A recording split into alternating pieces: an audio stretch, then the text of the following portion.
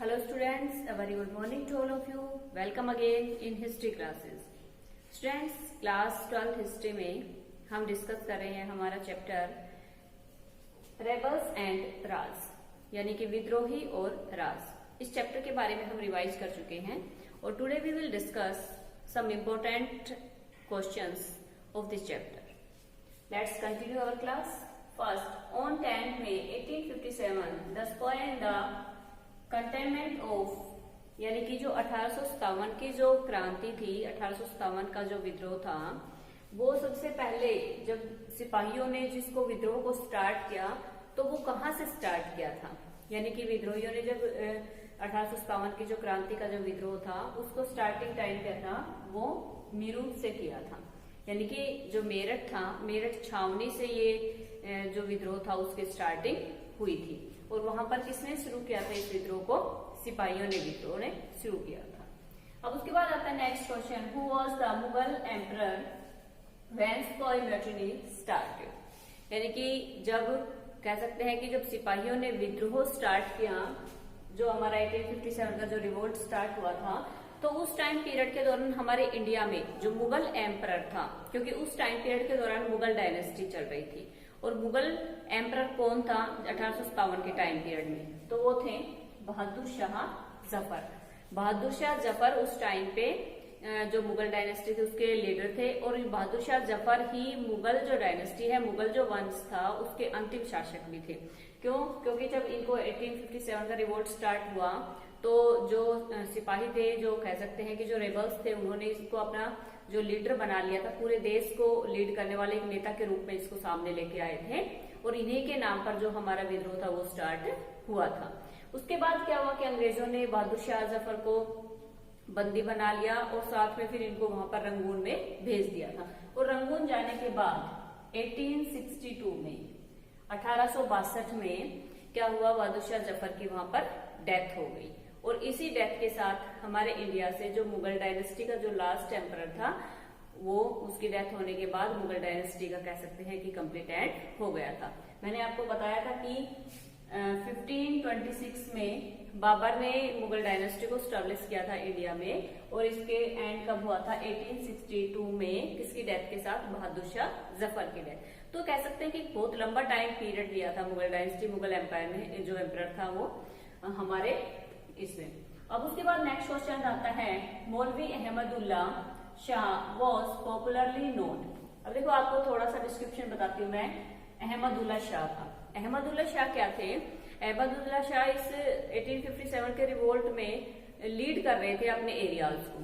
तो उसमें क्या था कि लोग इनको मानते थे कि इनके पास पावर है, भगवान ने इनको कुछ शक्ति दी है, चमत्कारिक शक्तियां दी हैं।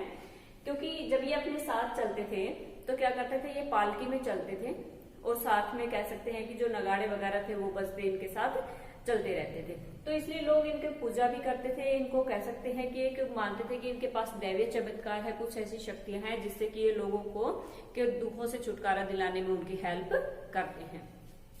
तो इनका नाम जो रखा गया था, लोग इनको क्या कहते थे, या सेकेंड नाम जो था इनका वो क्या था? वो था डंका शाह। किसका नाम था डंका शाह? सेकेंड ये था मौलवी अहमदुल्ला शाह का।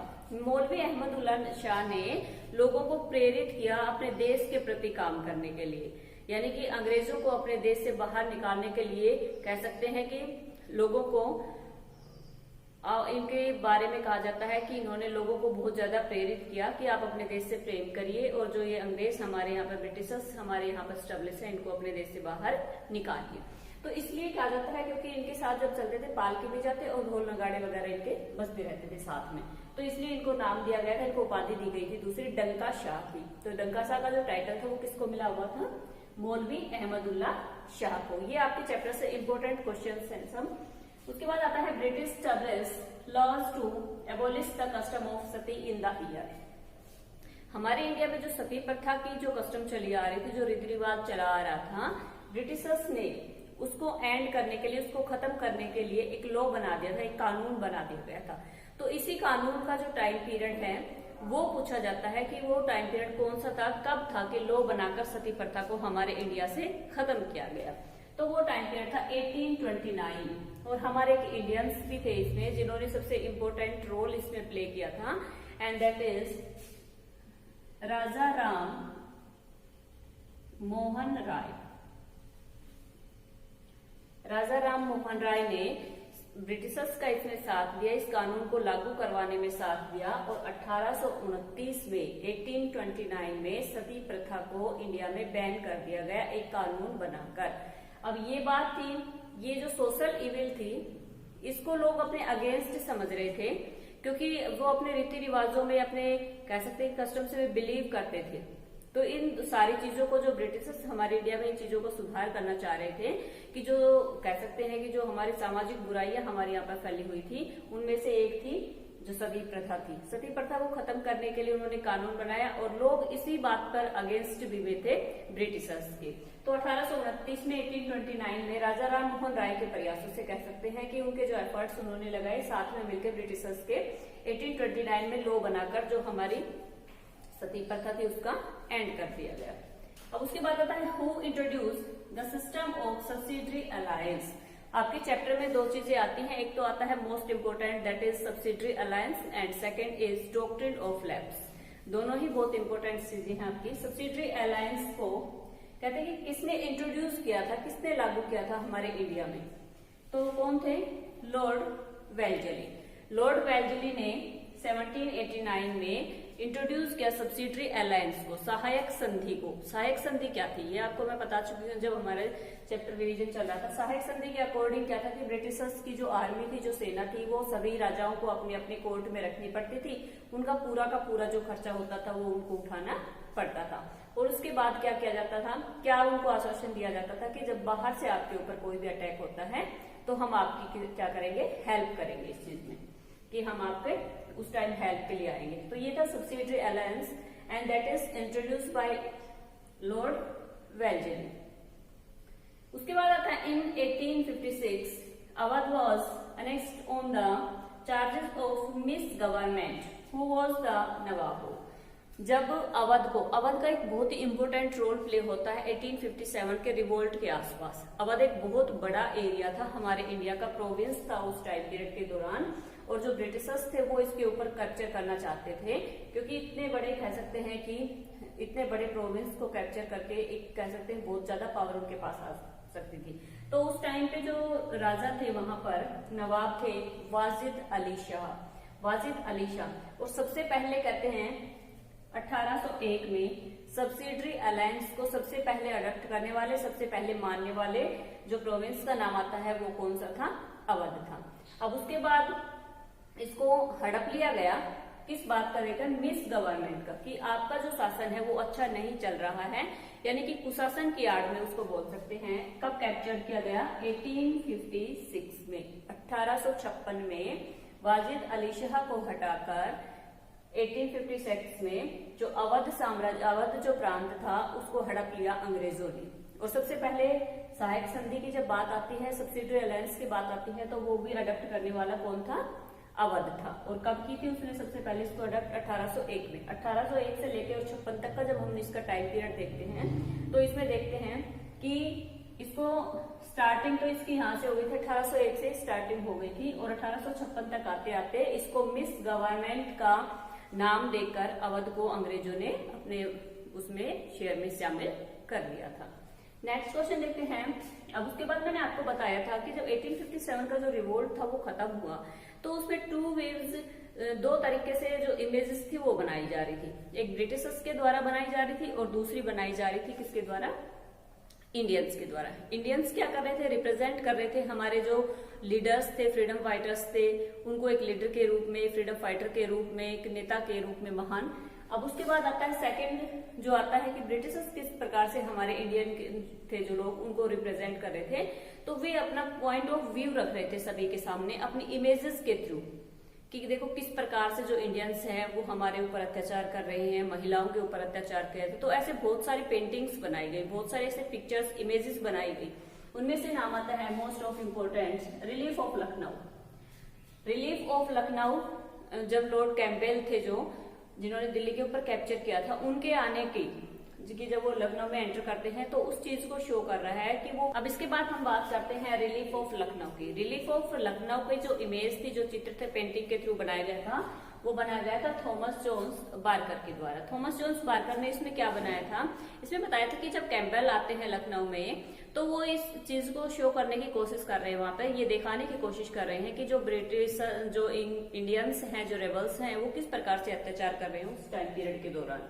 तो रिलीफ ऑफ लखनऊ की जो इमेज थी वो बनाई गई थी थॉमस जोन्स बार्कर के द्वारा।